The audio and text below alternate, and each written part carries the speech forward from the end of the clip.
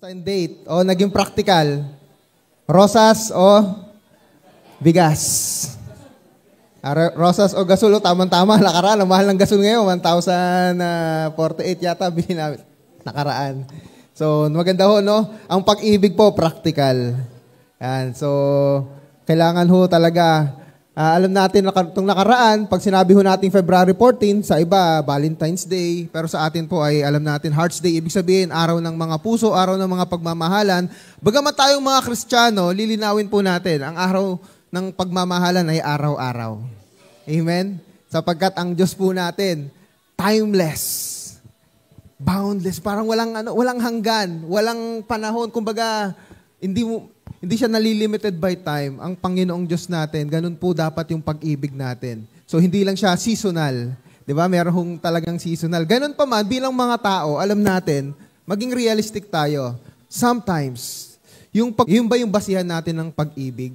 Kaya dito po, maganda po na ma-realize natin ano yung dapat natin gawin para manatili ho ang pag-ibig natin. Ito po, pakibasa po ng ating title ngayon. 1, 2, 3, go! Pag-alabin ang pag-ibig. Minsan, napapanood ko yung mga naghihiwalayan, bakit gusto mo magkapag-iwalay? Hindi na ako masaya. Actually, hindi yun basihan. Kaya dito meron tayong responsibilidad. Whether it is your relationship with your wife, husband, brother, mother, of course, sa ating Panginoong Diyos, meron tayong responsibilidad. We need to work out our love. Tinatrabaho yan. Ngayon, para mas malaman pa natin, I invite everyone na tumayo bilang paggalang po sa salita ng Panginoong Diyos at basahin po natin. Matthew chapter 24 po tayo. Pag sinabing Matthew chapter 24, it's about the second coming of the Lord Jesus Christ. Pero napakahalaga ho nito sapagkat tayo po ay nasa end times. At during end times, meron tayong kailangang gawin. Lalong-lalo na sa ating relationship sa Panginoon. Dapat po natin pag-alabin ang pag-ibig. At ako po naniniwala, kapag pinag-aalab mo ang pag-ibig mo sa Panginoon, kasunod niyan, magiging natural yung pag-alab ng pag-ibig mo sa iyong kapwa. Kahapon nga may mga kausap ako mga kabataan. Actually, dalawa lang naman sila. Sabi ko, ang pinakamahalaga sa relationship, yung pagka nagkaroon ka ng kapartner, ay nagmamahal sa Panginoon. Kasi pag yan, nagmamahal sa Panginoon, faithful sa Panginoon, magiging faithful yan sa kapartner niya. Kaya maghahanap kayo ng Kristiyano, ano? Amen, mga kabataan. Maghanap kayo ng mga Kristiyano. So ngayon, basahin mo natin yung Matthew chapter 24, verses 12 to 14. 1, 2, 3, go. Laganap ang kasamaan, kaya't manlalamig ang pag-ibig ng marami.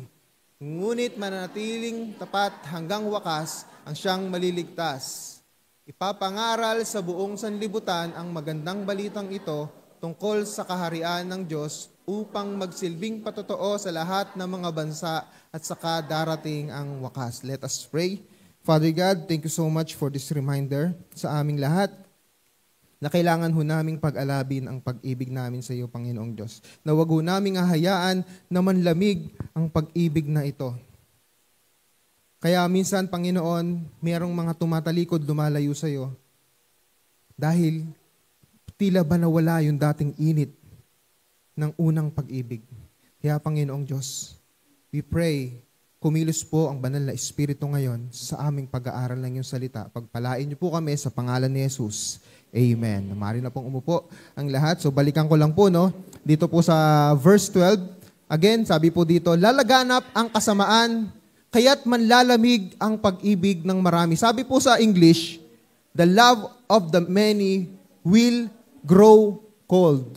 Actually, kung babasahin natin ng context nito, hindi lamang ito tumutukoy sa mga non-believers and even non-believers kung babasahin natin, di ba, kung meron tayong mababasa dyan, na even yung mga believers of God, susubukin na sila ay mailigaw.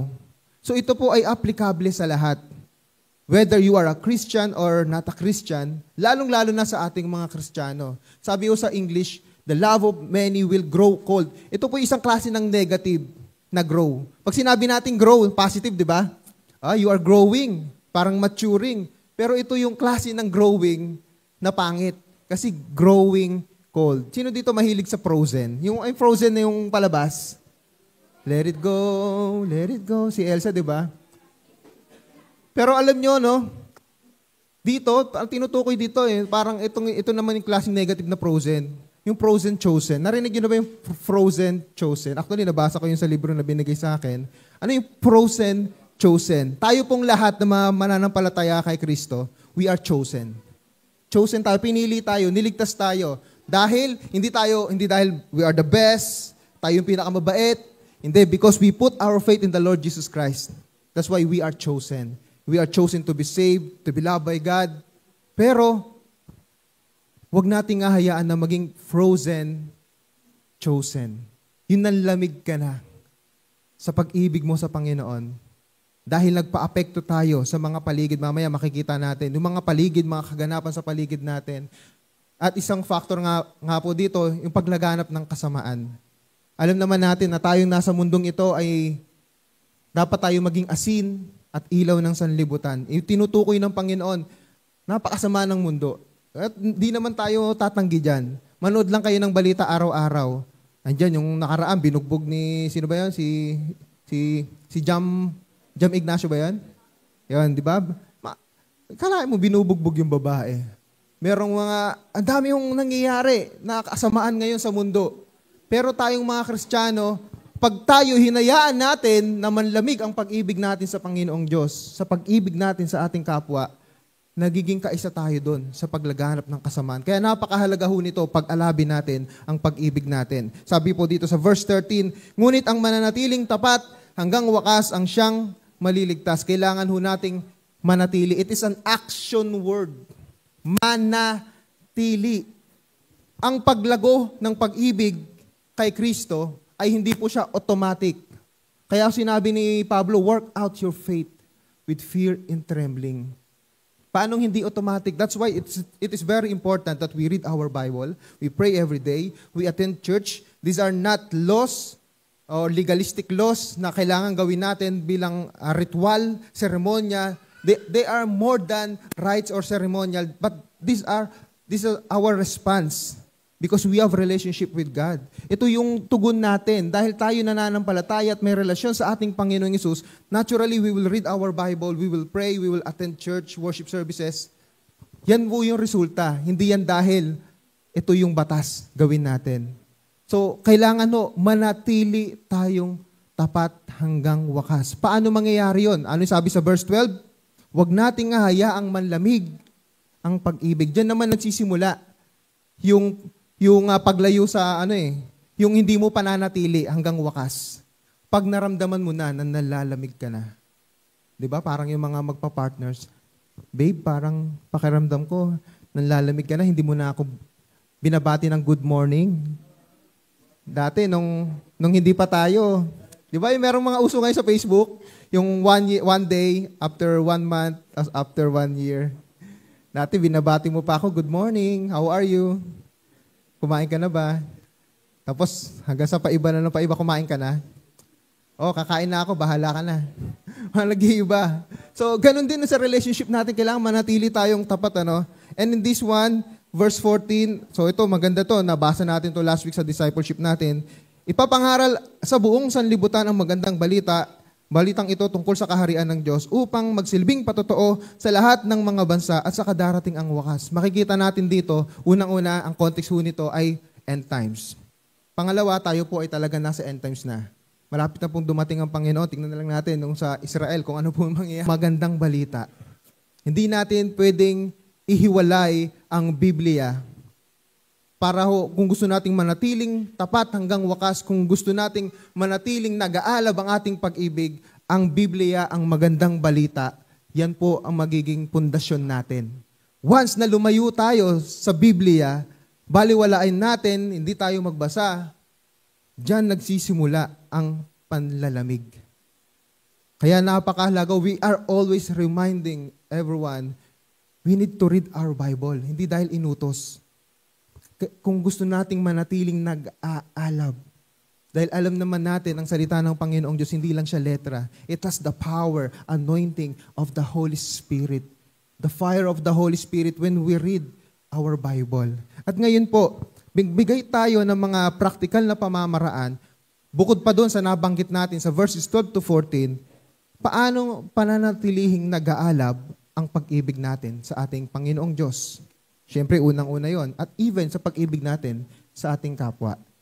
According ho dito sa Matthew chapter 24. Number 1, ito po, 1, 2, 3, go!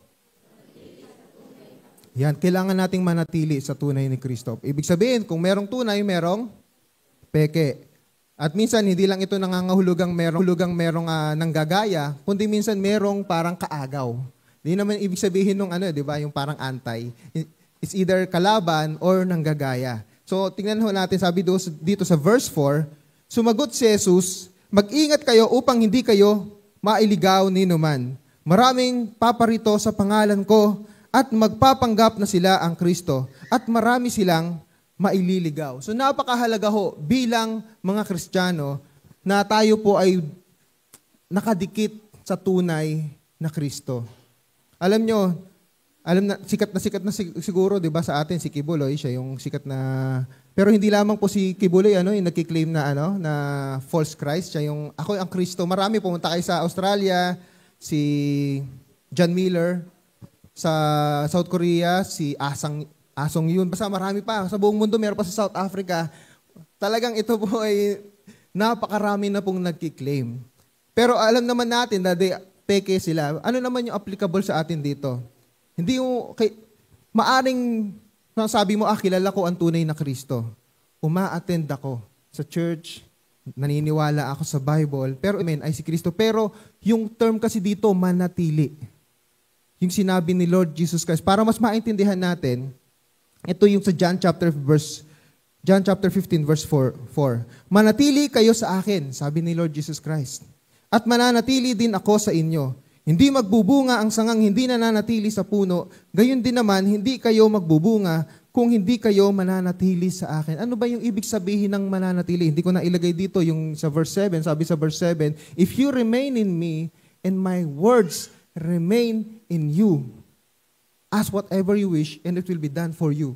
Ang ibig sabihin po ng mananatili, hindi lamang ito yung alam mo na totoong Kristo ang sinasamba mo, kundi sumusunod ka sa Kanya.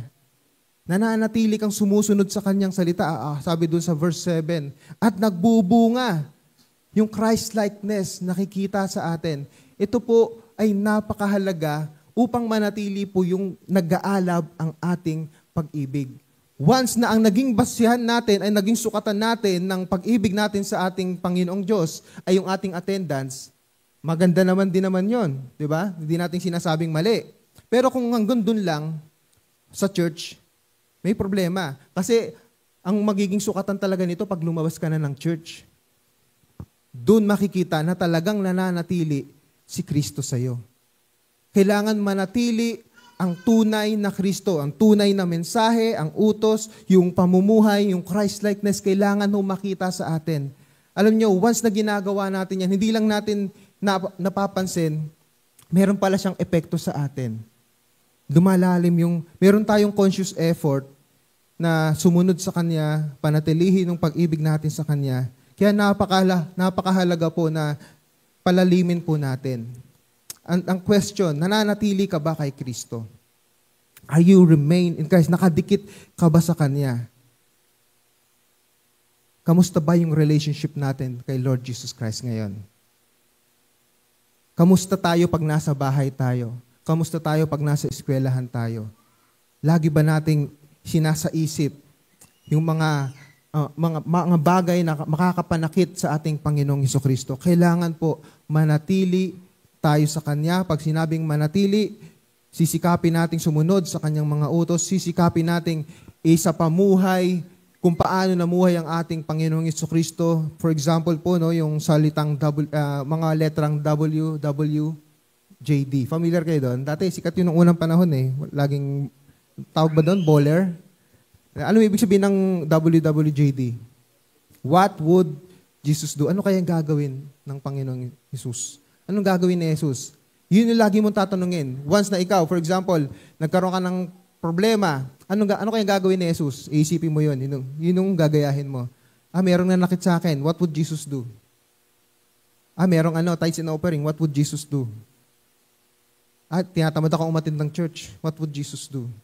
Si Lord Jesus Christ, magiging mabuti siyang example.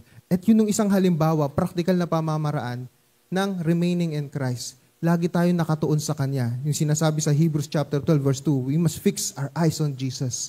Na hindi tayo basta-basta magpapa-apekto sa paligid. Lalong-lalo na sa mga susunod na makikita natin dito. So yun po yung unang-unang kailangan natin. Manatili tayo sa tunay na Kristo, manatili tayong tapat sa Kanya, manatili tayong lumalago sa relationship sa Kanya, kailangan nakadikit tayo sa Kanya. Si Jesus ang susi ng pag-alab ng pag-ibig natin. Mahirap pag yung si effort lang natin. We need the help of God para mag-alab yung pag-ibig natin, una sa Diyos at maging sa ating kapwa. Number 2. Yan, 1, 2, 3, go. Ayan, para humanatiling nag-aalab ang ating pag-ibig, kailangan maging matatag tayo sa kabila ng kahirapan. Alam niyo po, no, sa common reason bakit nagkakaroon ng pag-aaway and sometimes divorce sa mga mag-aasawa, bukod sa yung third party, yung kahirapan, pera. Laging namin dati, kahit saan kami pumunta, sa kapitbahay, common ito dati, naririnig sa kapitbahay, yung sinasabi, yung nag-aaway yung mag-asawa. Ang nagiging common na problema bukod doon sa third party, yung walang pera. Ewan ko kung hanggang ngayon, nangyayari pa rin ba ito? Na pinag-aawayan nila. Kaya minsan sabi ko kay Trisha, bago kami ikasal, dapat hindi natin pag-aawayan ng pera. Dapat, pag wala tayong makain, huwag tayong magre-reklamo. Ayoko nang pinag-aawayan ng pera.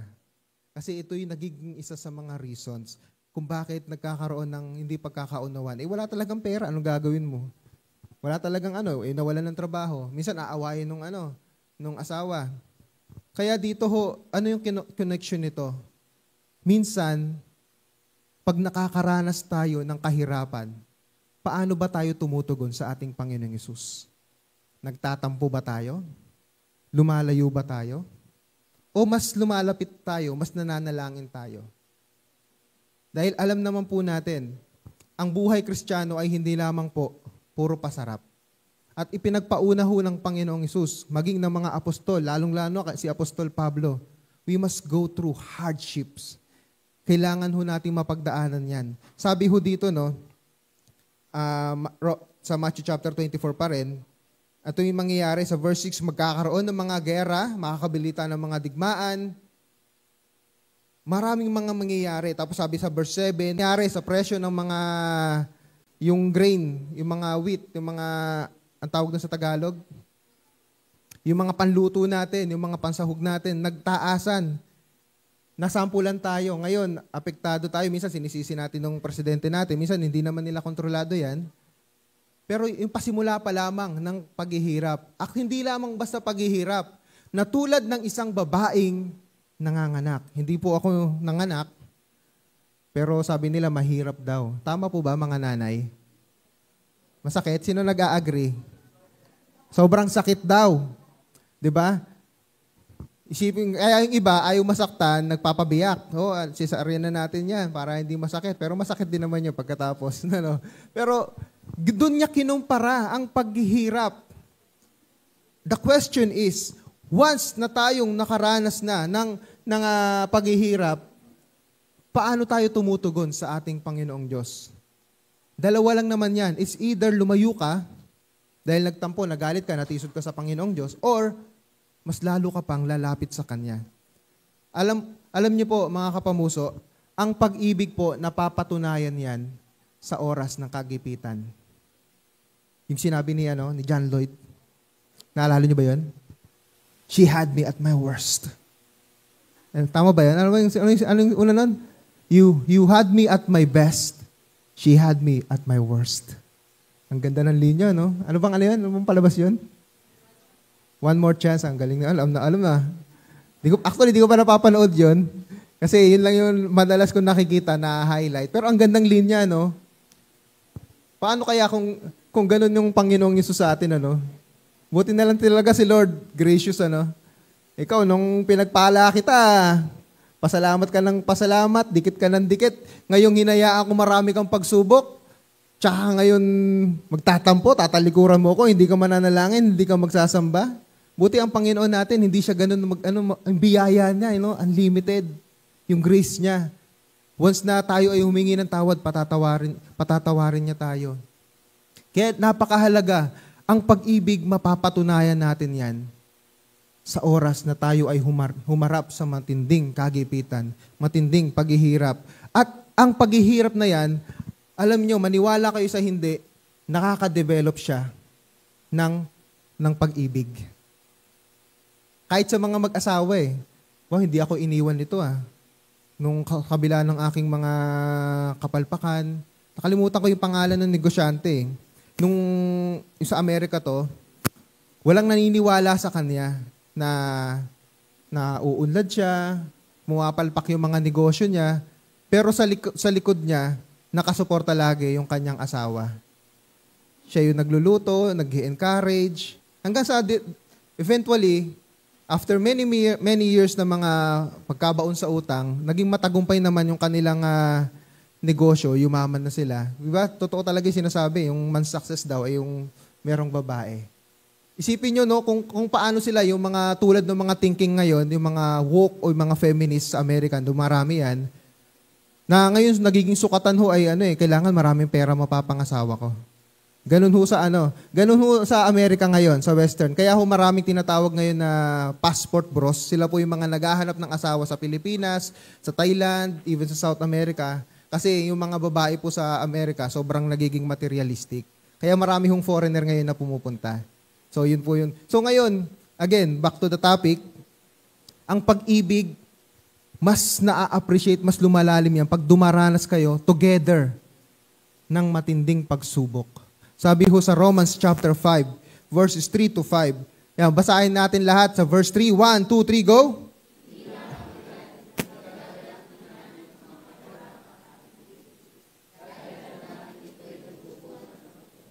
Yan, nagbubunga. Merong positive na epekto ang paghihirap.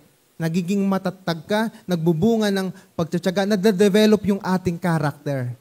Kaya iisipin natin, tatanungin natin, bakit kaya pinayagan ng Diyos to? Na ako ay magkaroon ng pagsubok. Baka gusto niya akong patatagin. Baka gusto niya akong turuan. Hindi agad, sisisihin agad natin, Lord, pinabayaan mo naman ako.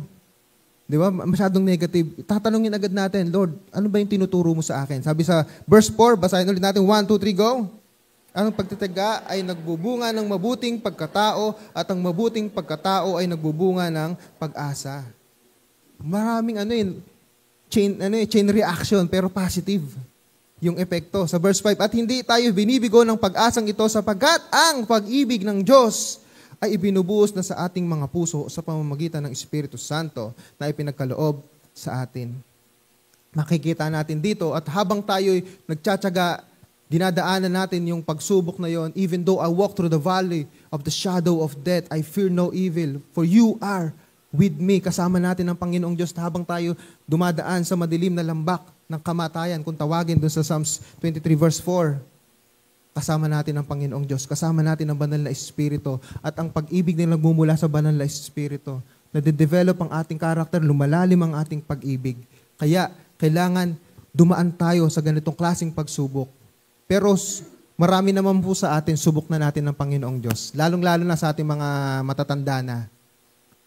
Ano yung ibig sabihin ko sa aming mga matatanda na? Kami marami na kaming naranasan mga klaseng pagsubok na akala namin wala nang pag-asa.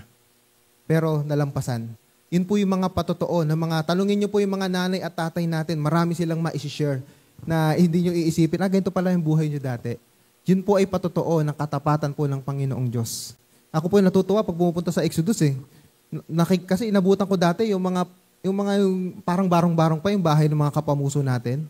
Pero siguro kung bago-bago pa lang, yaman naman nila. Hindi, marami sa kanila dumaan sa pagsubok. Na ngayon, unti-unti, dumaganda na yung bahay, nagkakaroon ng improvements. Pero nanatili sila sa Panginoon. At dahil nanatili sila sa Panginoon, sige, i-bless ko kayo. Gumanda yung mga bahay nila. At hindi lamang po yun yung mga blessing na yun. Ang pinupunto po natin dito, Marami ho sa atin dito, dumanas na ng maraming pagsubok, pero nanatili sa Panginoon, hindi sila nagpa-apekto sa kahirapan, sa mga pagsubok sa buhay. At yun po ay patotoo ng kabutihan at biyaya ng Panginoong Diyos. Pangatlo po, panatiliing nag-aalab ang ating pag-ibig. Ano ang kailangan natin gawin? 1, 2, 3, go! Yan, ito po yung napakatinding pagsubok sa pananampalataya, yung pag-uusig. Dahil lang sa iyong pananampalataya sa ating Panginoong Jesucristo. Pero ito po yung malaki ho ang maitutulong nito para mas mag-grow yung ating faith, manatiling nag-aalab. Alam nyo, ito yung kaibahan sa mga nasa bansang Iran, China, yung mga bansa na bawal ang mga Kristiyano, sa Somalia, Ethiopia, iba't ibang panig ng mundo. Ito yung mga Kristiyano na ito, sobrang lalim nila sa panalangin because of the persecution. Sabi ho dito, no, sa verse 9, pagkatapos ay kapopootan kayo ng lahat, kayong lahat dahil sa inyong pagsunod sa akin. Isasakdal kayo upang pahirapan at patayin. At dahil dito'y maraming tatalikod sa kanilang pananampalataya, mapupuot sila at magtataksil sa isa't isa. So makikita natin dito na bakit ho napakahalaga na pag-alabin natin ang pag-ibig. Kasi once na dumaan ka sa, hindi lang sa pagkahirapan, kundi sa pag-uusig dahil sa iyong pananampalataya, paano ka ba tutugon? Makikita natin dito sa verse 10, maraming tumalikod dahil sa kanilang pananampalataya. Kaya kung hindi ho natin palalalimin ang ating pag-ibig sa ating Panginoong Diyos, baka madali lang. Baka tuksuin ka lang ng classmate mo. Suko ka na, ay, born again. Corny. Ay, nagba-Bible study ka? Mapera-pera lang yan. Di ba, mga ganyan kadalasang mga tuksuhan eh. Di ba, naalala ko dito si Lee Strobel. Kung kilala niyo siya, no? Si sumulat ng The Case for Christ, sabi ni Lee Strobel, dahil na-born again yung kanyang asawa eh, kainuman niya. Alam mo, pinapayagan kita kahit anong mong gustong gawin eh. Pero sana naman, wag naman yung born again na yan. Kaya si Lee Strobel, ay siya ay nag-research para patunayan sa asawa, kasi pareho silang atheist. Ibig sabihin, hindi sila naniniwala sa Diyos, pero naging born again yung kanyang asawa. Sabi ni Lee Strobel, ay patutunayan ko na hindi totoo si Jesus Christ, pero naging mananampalataya po siya. Siya po yung sumulat ng aklat na The Case for Christ. Diba? So yun yung mga halimbawa lang, nagkakaroon ng pag-uusig. At natural po yan. Kaya mapalad ho tayo kung tayo po ay hindi tayo nakaranas ng pag-uusig sa ating bahay. Dahil yan po yung numero 1. Siguro meron sa atin dito nakaranas ng ganyan. Ako, nagpapasalamat ako sa Panginoong Diyos, wala akong na-experience na ganyan. Pero marami tayong mga istorya na mga kasama natin na nung sila ay po ay naging Kristiyano, sila ay hinigpitan, pinagalitan, pinagsalitaan ng masama. Kaya galingan nyo po sa pag-aaral nyo kasi kapag nakapagtrabaho na kayo, luluwag na po yan. Bigyan nyo lang ng blessing. Marami po tayong mga ganyang mga ganyang istorya po, mga kasama natin. Pero napakasakit, naging mabuti kang anak, pero dahil ikaw ay nananampalataya lang kay Kristo, ay parang nasira na yung relationship mo sa family. Pero wag ho nating hahayaan yung mga pag-uusig na nararanasan natin. Ito yung magiging dahilan ng ating panlalamig ng pag-ibig. Malinaw na sinabi dito sa verse 10, di ba? Sila'y tumalikod. Nanlamig ang kanilang pag-ibig nung naranasan na yun. Akala ko ba ang buhay Kristiyano masaya, masarap? Bakit? Nagpapakabait naman ako. Ito'y patunay na merong kalaban na hindi natin nakikita, na kumikilo sa isip at puso ng mga tao para pigilan tayo na lumago kay Kristo, para pigilan tayo na manatiling nag-aalab ang ating pag-ibig. Sabi dito sa 2 Timothy chapter 3 verse 12, gayon din naman ang lahat ng nagnanais mamuhay ng matuwid bilang tagasunod ni Kristo, Jesus ay daranas ng mga pag-uusig. Pinagpauna na po ni Pablo. Talagang meron hong pag-uusig. Kaya mapalad tayo kung wala tayong nararanasan na ganyan. Pero wag kayong magtaka if ever na yan po ay dumating. Hindi dahil sa kalooban ng Panginoong Diyos, kundi ipinagpauna na ng Panginoong Diyos. Na ito talagang possibility na mangyari. For example po, si Saint Florian, nabuhay po siya ng mga 250 AD. Nung panahon ng mga Romano, nung naging hari o naging emperor, si Emperor Diocletian, nagkaroon ng batas sa lahat ng nasasakupan ng Rome, bawat Kristiyano ay kailangang patayin. May batas po yun. Kailangan patayin sila sa kahit anong pamamaraan, huliin ng mga Kristiyano. And then, isa sa mga nautusan, si Saint Florian nga, siya ay sundalo, Roman soldier. Actually, kung makikita natin to, i-research natin, ang tawag nga sa kanya, patron ng mga firefighter sa Catholic. Pero wala pa namang Roman Catholic nung nabuhay po si Saint Florian, Kasi yun ang trabaho niya, firefighter siya. Pero dahil mataas yung rango niya, inutusan siya na kailangan patayin yung mga Kristiyano. Pero nabalitaan nung emperor, ay hindi mo sinusunod yung utos ko. Pinapunta niya si Achilles yung pangalan at sabi niya, tama yun. At kung kailangan ako ay dumanas ng kamatayan katulad ng mga Kristiyano na sinabi niyo kailangan patayin, gagawin ko. Kaya ginawa nung mga Roman soldiers na kasama nung inutusan, gumawa sila ng yung alam mo yung funeral pyre. 'Di ba yung mga patay sinusunog? Ganon. Tapos sabi niya sa mga nagtatayo ng funeral pyre na yon, sige, gawin niyo pa. Ibuhos niyo lahat ng galit, i-torture niyo ako, tapos pupunta ako diyan pagka andyan na yung apoy. Ako nakusang pupunta diyan. Natakot ngayon yung mga Roman soldiers nako. Baka ma-inspire yung mga tao pag ginawa natin. So hindi tunuloy yung pagsusunog sa kanya kasi napakatapang niya, willing siyang mamatay. Kaya ang ginawa sa kanya, nilagyan siya ng bato sa leeg, nakatali, hanggang sa nalunod siya sa ilog. Nanatiling tapat sa kabila ng pag-uusig. Ang sinasabi po natin dito, hindi naman ho natin kailangan maranasin ng ganong klaseng ka-extreme. Mapalad tayo na dito ho sa lugar natin, sa Angon, hindi ho natin nararanasan yan. Napakaliit na pag-uusig lang, tinutokso lang tayo sa school. O kaya mababasted ka dahil born again ka. Born again to, ayoko nang mag-boyfriend ng born again. O kaya minsan hindi ka matatanggap sa trabaho dahil iba religion nung ina-applyan mo. Yung mga simple lang naman na diskriminasyon. Pero ang point natin dito, paano tayo magre-responde? Paano tayo tutugon? Kaya napakahalaga pag-alabin natin, manatiling nag-aalab ang pag-ibig natin upang sa kabila ng pag-uusig ay hindi tayo magpapa-apekto. And last, on our outline, kailangan ho nating 1, 2, 3, go! Pag sinabi yung katotohanan, ang katotohanan po ng Biblia, ang katuruan ng Biblia. Sabi sa verse 11, marami ang magpapanggap na propeta at ililigaw ang mga tao. Ano po yung mga propeta? Mga false teachers, false pastors, na lilitaw sila. Kasi yung una, false Christ Ito naman, false pastor. Sabi dito sa 1 John chapter 4, verse 1, mga minamahal, huwag ninyong paniwalaan ang bawat nagsasabing nasa kanila ang Espiritu. Sa halip, subukin ninyo sila upang malaman kung talagang mula sa Diyos ang Espiritong nasa kanila. Sapagkat marami ng huwad na propeta sa mundong ito. Alam nyo, gusto ko pong i-share sa inyo to. Andyan ba yung picture? Ito yung inatinan ko dati. Yung sinasabi ko sa inyo na new heaven, new earth. Nakita nyo na ba yan? Yan. Mga po yan, false religion yan. Yan yung inatinan ko ng 3 buwan. Pero yung pangatlong buwan na yun yung tinutukoy ko, nakarang kwento ko na parang mali na yung tinuturo nito Tapos panay revelation na mahirap yun. Yung nasa kanila na yung tamang katuruan, mahirap yung ganun. Ayan po yan. Ang problema, alam nyo ang problema dyan, ang tinatarget nila mga Kristiyano. Yun yung ini-evangelize nila. Ini-evangelize nila ako. Mga ganun. At nakakalungkot, may maraming mga Kristiyano na napapasama dyan. Even may mga pastors din. Ano yung point natin dito? Kailangan manatili tayo sa katotohanan, sa Biblia, sa magandang balita. Kaya kailangan nagbabasa tayo, nag-aaral tayo para hindi tayo basta-basta mabiktima. Kasi ang magaling naman in fairness talaga magturo yung mga unang buwan. Kaso nga lang yung pangatlong buwan, medyo natatauhan na ako, parang iba na to.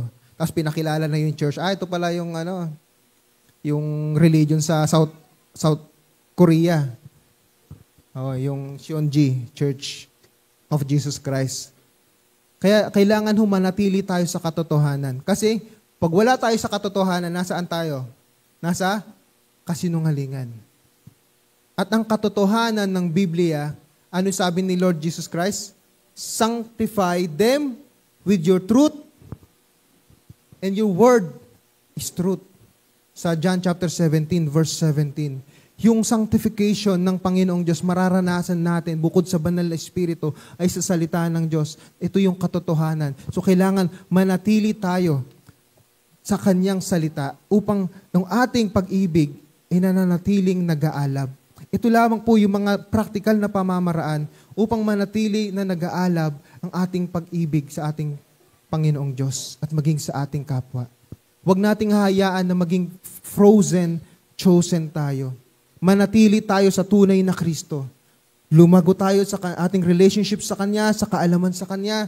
Manatili tayo sa Kanya matatag sa kabila ng kahirapan na nararanasan natin. Huwag tayong lumayo sa Kanya. Naghihirap ako, huwag tayong lalayo sa Kanya. Lumapit lang tayo, kumapit tayo sa Kanya. Manatili tayong matatag sa kabila ng mga pag-uusig. Kung dumating yung panahon sa punto ng buhay natin, because of your faith in the Lord Jesus Christ, nagkanda sira-sira yung relationship mo sa pamilya, or nagka-problema ka sa trabaho, sa eskwelahan, because of your faith, manatili tayong nananalangin, manatili tayong tapat sa ating Panginoong Hesus. Eventually, siya yung magiging kapartner natin, katuwang natin, tutulungan niya tayo, at manatili tayo na kapitan, pahalagahan ng katotohanan ng salita ng Panginoong Diyos, sapagkat ito yung kakapit sa atin. Kaya nga bilang konklusyon, ito yung hamon sa atin. Next slide. 1, 2, 3, go! Manatiling tapat sa Diyos hanggang wakas. Next. Laging panatilihin ang maalab na pag-ibig na mula sa banal na Espiritu. Ito yung isa sa pinakamahalaga na kailangan nating ma-realize. Sa lahat ng mga nabasa natin ng unang 4 na yon, we have the Holy Spirit. Pag nakakaranas ka na ng panlalamig, Holy Spirit, I pray, pag-alabin mo ang puso ko. Holy Spirit, baguhin mo ang puso ko. Sabi sa 2 Corinthians chapter 3 verse 18, through the Spirit of God, we are being transformed from glory to glory. Gusto ko pong i-share sa inyo bilang last illustration natin. So hindi na tayo kumuha ng mga story sa labas sa Bible. Kumuha na lang sa Bible about kay Demas. Familiar ba kayo kay Demas? Ito yung sabi ni Pablo. Sa sulat niya una sa Philemon chapter 1 verse 24. Kinukumusta ka rin nina Marcos, Aristarco, Demas at Lucas na mga kasama ko sa gawain. Mag-focus tayo kay Demas. Base dyan sa sulat na yan ni Pablo, si Demas, sino kaya si Demas? Ano kaya siya? Kristiyano ba siya? Kamanggagawa? Kung titignan natin, kamanggagawa. Diba? Sabi, malinaw kasama ko sa gawain. Sabi din sa Colossians chapter 4 verse 14, nangungumusta rin sa inyo si Demas at ang minamahal nating manggagamot na si Lucas. So it is safe to say na sa mga missionary journeys ni Pablo, kasama si Demas. Kasi kasama din si Lucas Laging kasama yan. Diba si Timothy, si Lucas, and dumating din sa punto sila Marcos, sila Bernabe, sila Silas. Yun yung mga nakasama at dito si Demas malinaw. Pero sa isa sa mga sulat ni Pablo kay Timothy, ito yung malungkot na sulat niya. Iniwan na ako ni Demas dahil sa kanyang pag-ibig sa daigdig na ito. I don't know. It is wrong to conclude na hindi na siya nakabalik kasi wala, malay natin nakabalik siya. Di natin alam kung nakabalik pa siya sa Panginoon. Walang nakakaalam sa atin. Pero ang point lang natin dito, that even pala, yung mga active sa gawain ng Panginoon, mataas ang tsansa na manlamig ka at natalikuran mo ang Panginoon. Kapag hinayaan mo na yung nag-aalab na pag-ibig ay mawala at mapalitan ng panlalamig. Kaya malinaw na sinabi, ano sinabi sa Bible? 1 Thessalonians chapter 5 verse 19, do not quench the Spirit's fire. Huwag mong papatayin ang apoy, yung pag-aalab ng banal na Espiritu sa puso mo. Nakakalungkot yan, yung sulat na yan. Ang tagal mong nakasama sa church, di ko alam, siguro sabihin na natin, mga 20 years, 10 years nakasama ni Pablo. Diba, kasama niya sa barko, sa lahat ng paghihirap. Pero ano ang dahilan ng pagtalikod? Dahil sa kanyang pag-ibig sa daigdig na ito. Kaya wag tayong wag tayong masyadong maaakit sa mga ino-offer ng mundong ito. Dito sa mundong ito, walang bawal. Sa church, maraming bawal. Dito sa mundong ito, bahala ka, gawin mo ang gusto mo. Dito sa sanlibutan, gawin mo ang gusto mo. Dito sa church na yan, ang daming mga bawal, ang daming mga utos. Pero ito, siguro nahirapan siya. Sobrang hirap ba naman ang dinanas nila no? Nawala yung alab ng pag-ibig. Kung babasihan natin ng unang dalawang sulat, masasabi ko na tunay naman na nagmamahal sa Panginoon si Demas. Pero tulad na nangyayari sa kasalukuyang panahon, dumarating din ang punto na kapag pinabayaan mong mawala ang apoy sa puso mo, pwede ka rin palang tumalikod sa Panginoon. Kaya huwag tayong pakakasiguro. That's why lagi tayong nagpapaalala. Every Sunday na lang, pinapaalala natin. Hindi tayo nagsasawang magpaalala. Magbasa tayo ng Biblia. Manalangin tayo araw-araw. Makinig tayo ng mga podcast, mga preaching. Umattend tayo ng mga prayer meetings. Umattend tayo ng church every Sunday. Kasi ito ang isa, marami sa mga pamamaraan upang manatiling nag-aalab ang ating relationship sa Panginoon. At hindi rin natin maitatanggi na minsan kahit tayo ay nasa church, kahit umaattend ka, nararamdaman mo para kang nanlalamig. What is the missing piece na kailangan nating pag-alabin? The Holy Spirit na nasa inyo. Yung banal na Espiritu. Alam nyo yung, asan tayo kanina? Matthew chapter 24. Ano yung kasunod ng 24? 25. Ano meron sa Matthew chapter 25? The parable of the 10 virgins. Ano yung istorya doon? Yung merong lalaking ikakasal, yung 5, meron silang, lahat sila may mga langis sila, pero yung kalahati, yung 5, meron silang extrang langis. Para manatiling nag-aapoy yung kanilang dalang lampara, pero yung kalahating 5, wala. Ano yung nangyari doon? Sabi sa verse 4, yung verse 4 na lang babasahin ko, tsaka verse 10, ang matatalino na may nagbaon ng langis, bukod pa sa nasa kanilang mga ilawan. Pero yung mga 5, na sinabi dito ay mga mangmang, hindi sila nagbaon. Natagalan yung ikakasal. Naku, na-delay.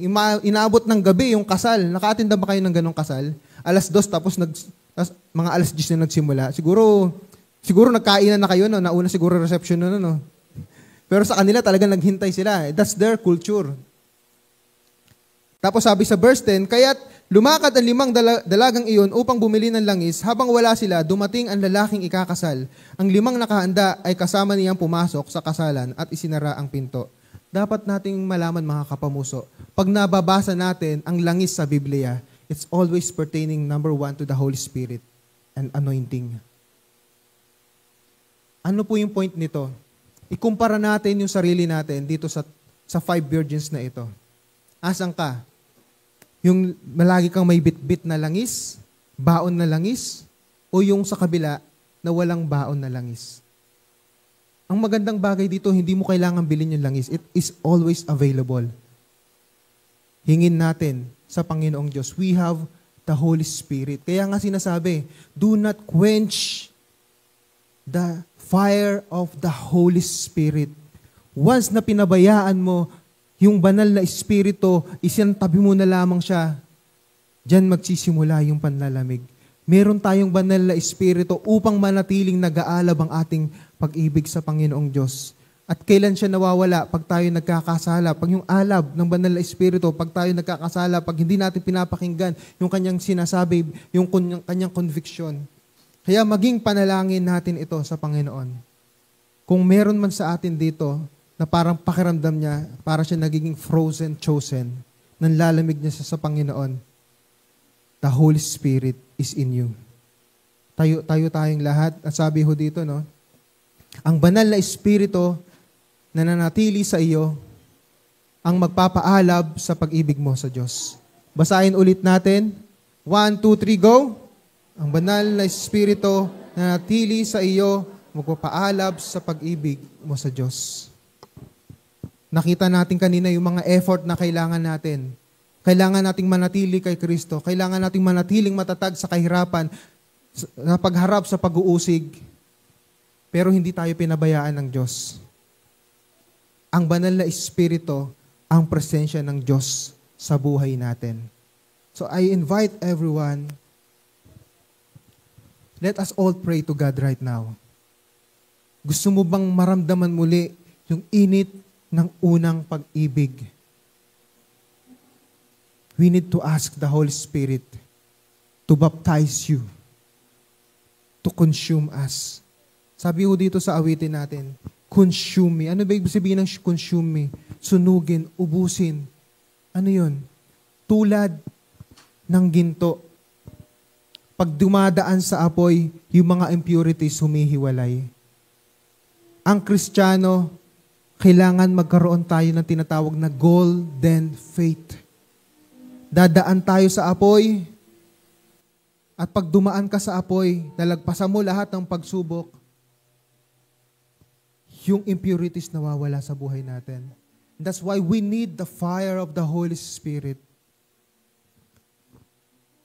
Kailangan ho tayong manatiling nag-aalab sa Panginoon.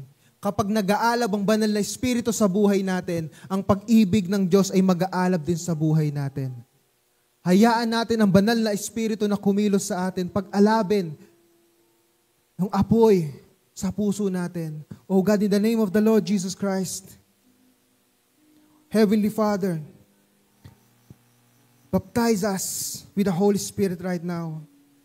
In the name of the Lord Jesus Christ, we pray, Lord, Holy Spirit, consume me, consume us. Fire fall down in the name of Jesus. Fill us with your power. Fill us with your presence, O God, in the name of the Lord Jesus Christ. Huwag niyo pong hayaan na kami ay manlamig sa iyo. Huwag niyo pong hayaan, Panginoon, na kami tumalikod sa inyo. Kailangan po namin ng banal na Espiritu ngayon, Panginoong Diyos, in the name of the Lord Jesus Christ. Kailangan namin ng banal na Espiritu kapag kami dumaranas ng matinding pagsubok. Kailangan namin ng banal na Espiritu kapag kami humaharap sa kahirapan. Even, Panginoon, sa mga pagsubok namin sa pisikal, sa mga sakit, Panginoon, kailangan namin ng banal na Espiritu upang tulungan kaming manatiling nag-aalab sa iyo. Ang pag-aalab sa iyo, hindi lamang ito, Panginoong Diyos, nakikita na dahil kami active sa church, hindi lamang yon. Ang pinakamahalaga, Panginoon, when we are alone, maaring active kami sa paglilingkod. Pero behind our minds, sabi namin, pagod na kami. Parang ayoko na. Pero sa harap ng Panginoon, hindi natin mapepeko yun. Kailangan natin ang banal na Espiritu.